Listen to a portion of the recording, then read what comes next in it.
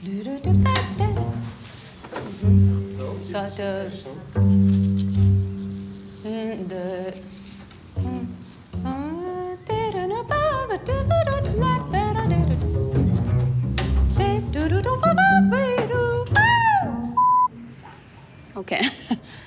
we can do this. You're rolling? Yes. اسمي دونا خليفة. أنا موسيقية بعزف كونترباس وبغني.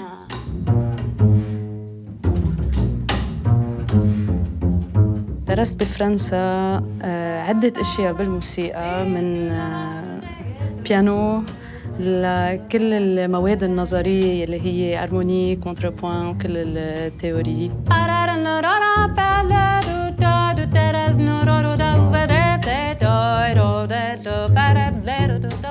وبعدين درست قيادة أوركسترا ورجعت فتت على الجاز.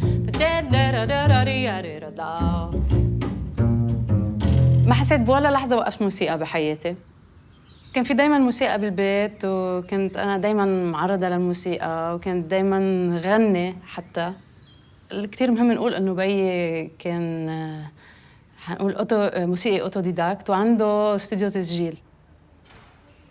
كان من أول الاستوديوهات يلي وقتها بلشت الإيرا تبع الديجيتال ريكوردينج.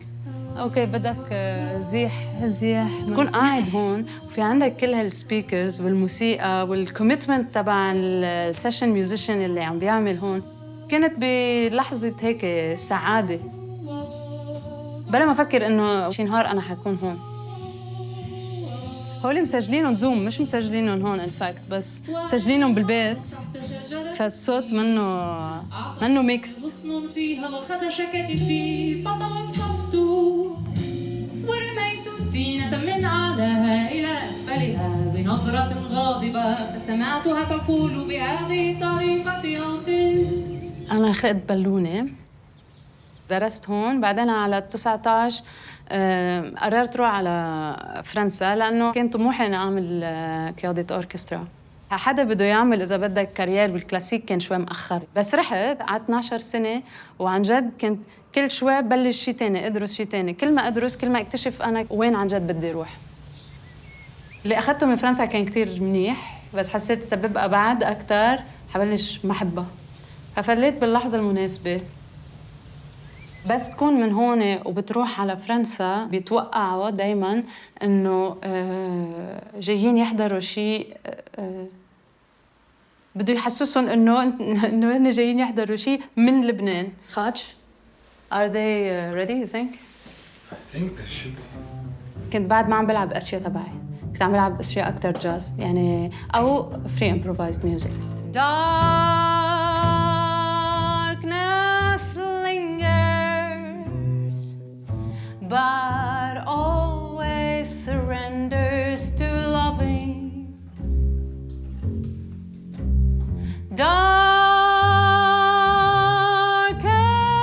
midnight is swallowed in oceans of laughter. أنا من قبل كتير بحب الجاز يعني كنت أسمع الجاز كتير من حتى من 15 وطلوع.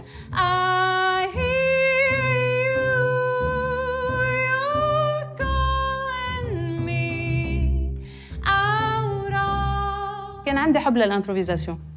كلنا بيصير معنا اكسيدنتس صغار فبالامبرو انا هولي بفاجئوني وبحبهم لانه باخذهم كاوبورتونيتيز ان فاكت.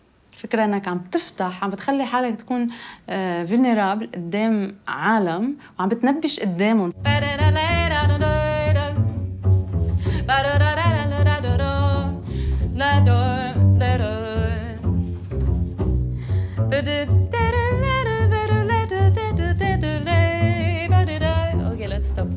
ما بحب اتصنف كجاز ميوزيشن.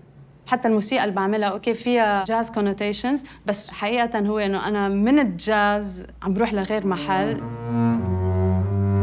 الفوكلز هو انسترومنت وبده نفس العناية بده نفس الشغل بده نفس البراكتس كل شيء. ما بعرف ليش ما بيتطلب الماستري as much as the other instruments. أنا شخصياً بطلب وبس بتكون بهيدا الابروش الموسيقية التانيين بصيروا بيحترموك أكتر، بس يعرفوا إنه أنت بتعرف شو عم تعمل، بتعرف شغلتك. في كتير عالم بيجوا لعندي بدهم يعملوا شيء، بيكتشف بعد شهرين إنه هن أصلاً ما بدهم يتمرنوا، هن بدهم بس الشو. ما بيحبوا كل البروسيس يلي حيوصلهم لهيدا الشيء. في هيدا البرودكتيفيتي بدنا الشيء على السريع، بدنا الاوتكم يجي بطريقة كتير سريعة، وأنا رأيي هي بالموسيقى ما بتصير.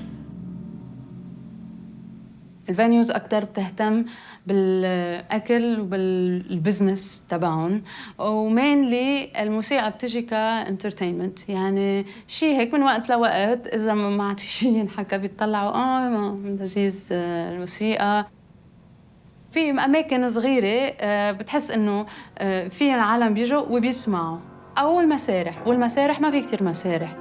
بالأخير كله هيك بتصير إنه عم تخترع محلات. نوع الموسيقى اللي بعمله ما بيزبط مع عالم عم تاكل وجاي كرمال غير بيربس، فجأة بيصير ضجة.